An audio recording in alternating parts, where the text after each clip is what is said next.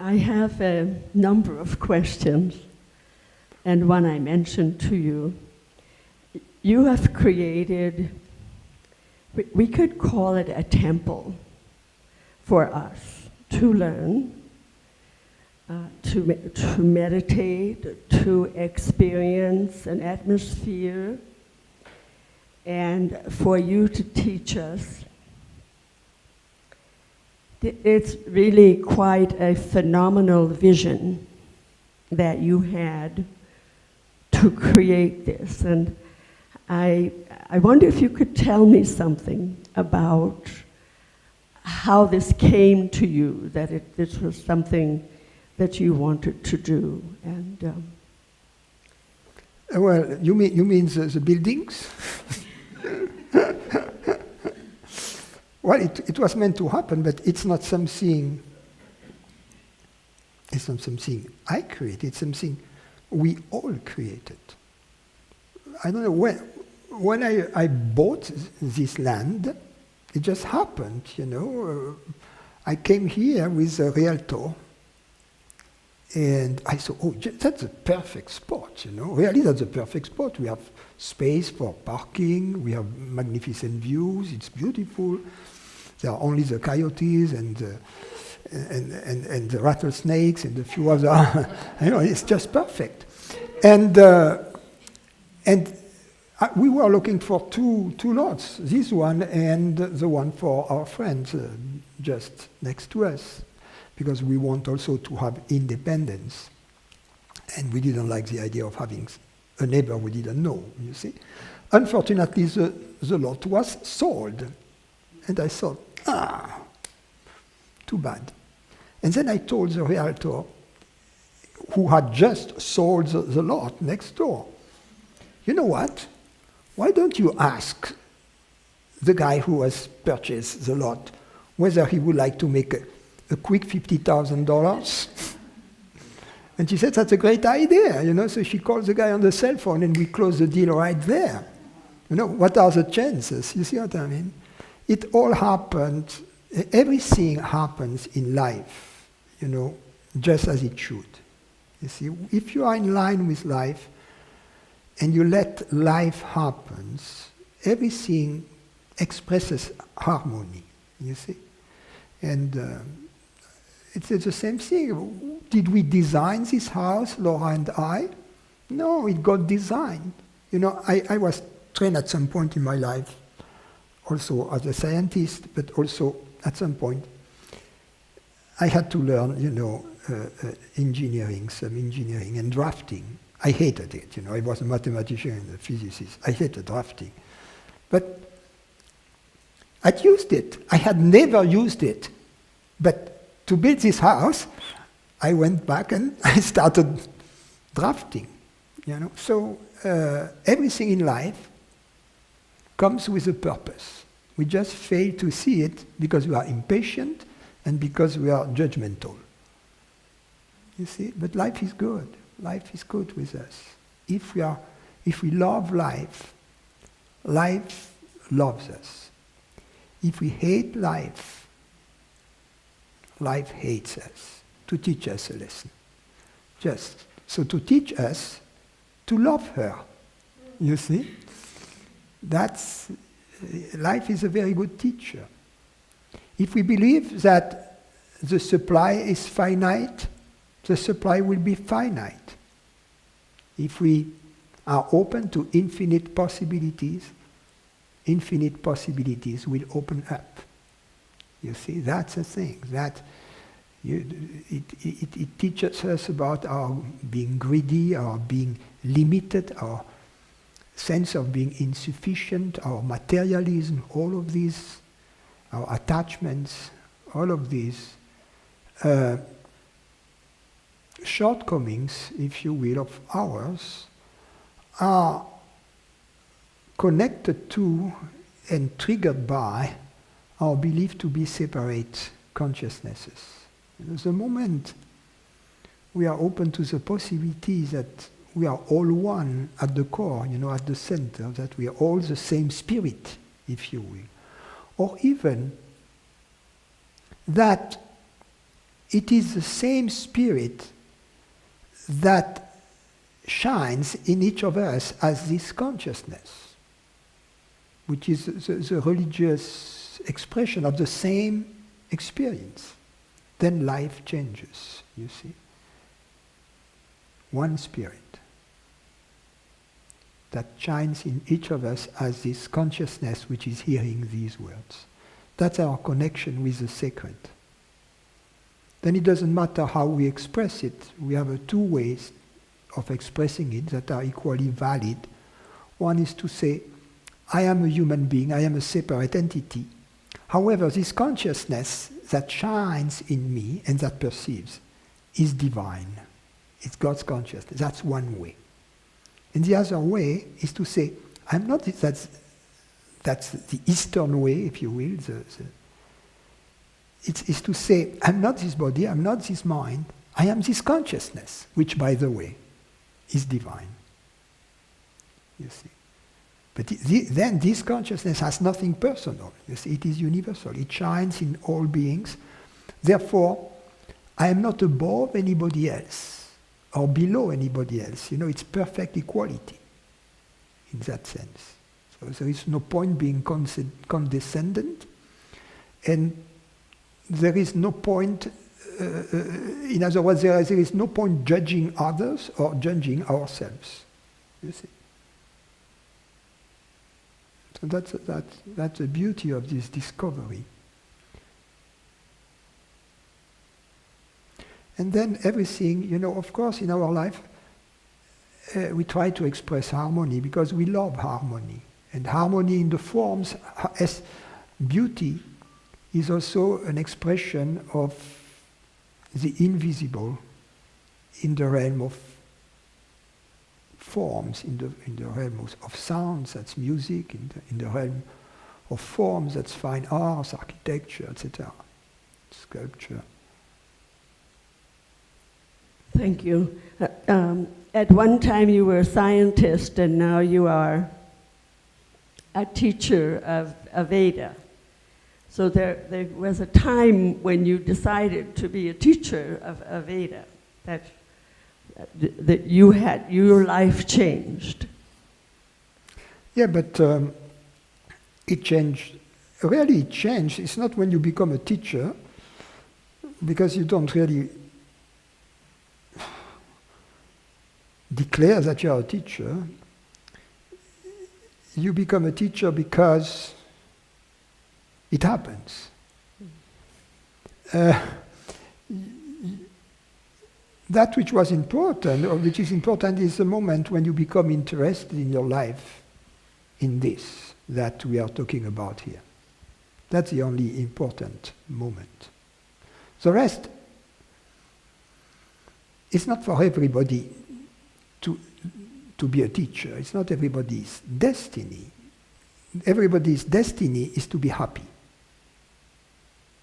That's everybody's inheritance. There are many friends who are happy, but they wouldn't like to teach. Or they couldn't teach, because it comes also with a price to pay. So some have different vocation. Some may be artists or homemakers or doctors or politicians, not too many.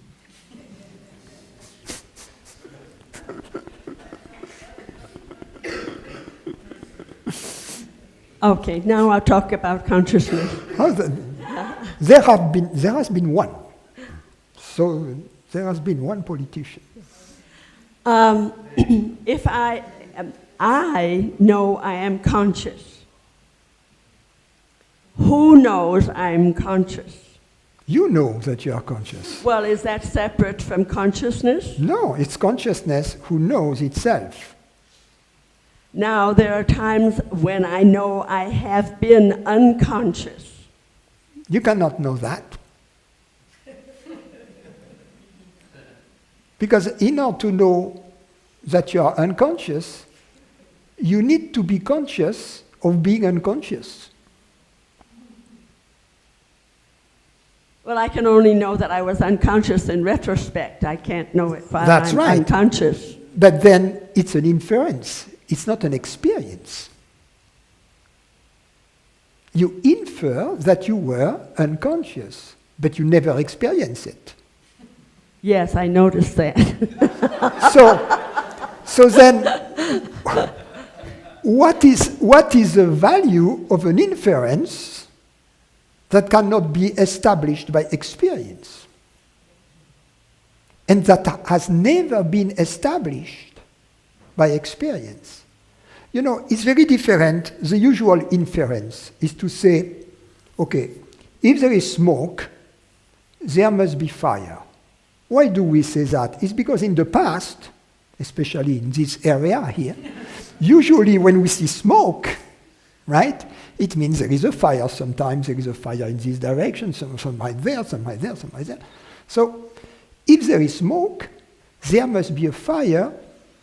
Although I don't see the fire, I see the smoke in the air, I smell it, and then my inference is based on past experience. It's a kind of scientific inference. Then there is some validity to it.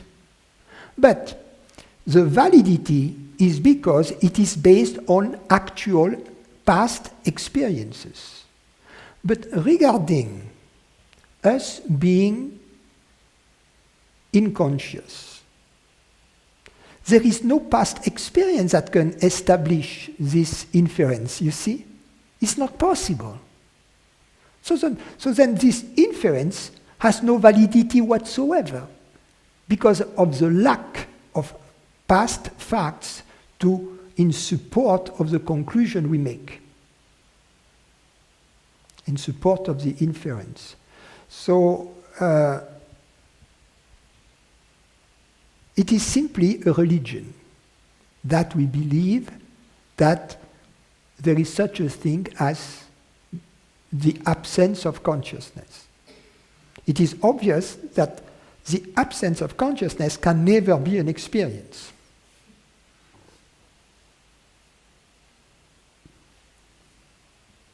Now, that's hard because I experienced waking up. Yes? So before I woke up, I was unconscious. So I have the experience of the difference. Put it that way. Yeah, you were not unconscious. You were not unconscious. Period. What you were unconscious of is you were unconscious of the objects of the waking states. That's what you were unconscious of. So you were not unconscious, period. You were unconscious of certain things. Now, let's assume you are conscious of no things at all. Does it imply that you are unconscious? Because remember that in the beginning of our conversation, you mentioned the fact that we, consciousness, are aware of being conscious, right? Now, this awareness of being conscious is not awareness of objects. You see? It's a different experience. Therefore, we cannot exclude the possibility of the experience of pure consciousness in which consciousness is simply aware of consciousness. Since we have this possibility of being aware, that we are aware, if you will. Awareness being aware of itself. Awareness of awareness. Now, in the presence of objects, there is awareness of objects. Between two perceptions, we don't change identities. We remain as the same identity. We know that. Our identity is a consciousness that connects seamlessly our various experiences, our thoughts, our perceptions. There is a continuity that we know, although our experiences change constantly, right? What we hear, what we think, what we perceive, what we feel, constant change. However, there is a continuous witnessing of these changes, which means that in the gaps, whatever these gaps are, in the transitions, we still are as the background of these experiences. You see? But usually in our culture, we equate consciousness with consciousness of objects. And therefore, if there are no perceptions, no object, we see, okay, there is nothing. So because I think I'm unconscious when I'm sleeping, it's simply no objects. Nothing is happening. That doesn't mean I'm not conscious. Right. And even when you dream, things are happening, you know. And then there is another part of the night or in which you go into what is called the deep sleep state, but there are still things happening, but they are not connected. They don't have meaning, you know. There is no story to be told about it, and there is nothing to be memorized. It's like if you hear traffic noise in the street, you see. There is nothing special about it. It's just a rumble, constant rumble. So same thing, there is nothing that leaves a trace, because there is no story. But be it between the events of the waking state, or between the events of the dream state, or between the mini events of the deep sleep state, there is a constant background, which is a background of all states, which is you. This seamless continuity of your presence. Thank you. That answers another question I had, which was levels of consciousness, that you've answered it. So yeah, there are levels of mind, yeah. but there are not really levels of consciousness. According to the definition I use for the word consciousness, you know, because so that we don't talk apples and oranges, I define consciousness as that, whatever that is, which is hearing these words right now. Okay, these words are being heard. That which hears them, that which understands them, is what I call consciousness. The words themselves are not what I call consciousness. So I just want to be clear, so that when I think I'm unconscious, it's simply a lack of objects. Right. That doesn't, you know, that in order for me to be aware I'm conscious, I need objects. Right. And also for there to be a recording, there is a need for objects to be recorded in memory. So the fact that we don't remember an experience is no proof at all that there was nothingness. You see what I mean? As you get older, there are many things that you don't remember, right? It doesn't mean it didn't happen, right? I don't remember putting the key on this vase, right? On the table, on the console near the entry door. It doesn't mean it didn't happen. And it doesn't mean I didn't do it. I just don't remember, right? And then I look for the key in my pocket everywhere. But so the implication is we have an existence then that we don't remember. Well, that in a sense we don't remember it in the form of recollections of thoughts. But that doesn't matter because we know it. We know that we are aware before we know anything else. Because awareness is the primal fact of our experience. Without awareness, there is nothing to be experienced, right? And we know that we are aware without having somebody tell us, oh, you see, you are aware. We know that. We didn't need dad or mom or the teachers at school to tell us that we are aware. We know that we are aware. So when I wake up, I'm aware I have been unconscious. There's something in me that's still conscious. Don't speak too close to the mic because we get distortions. Okay, sorry. So that when I wake up, I say, I'm aware I have been sleeping. That means there was some consciousness while I thought I was unconscious. That's true. There was some consciousness because consciousness knows itself to be always there. You know? It is, in other words, you remember the thing, don't leave home without it? With consciousness, it's not an option. You cannot leave home without it.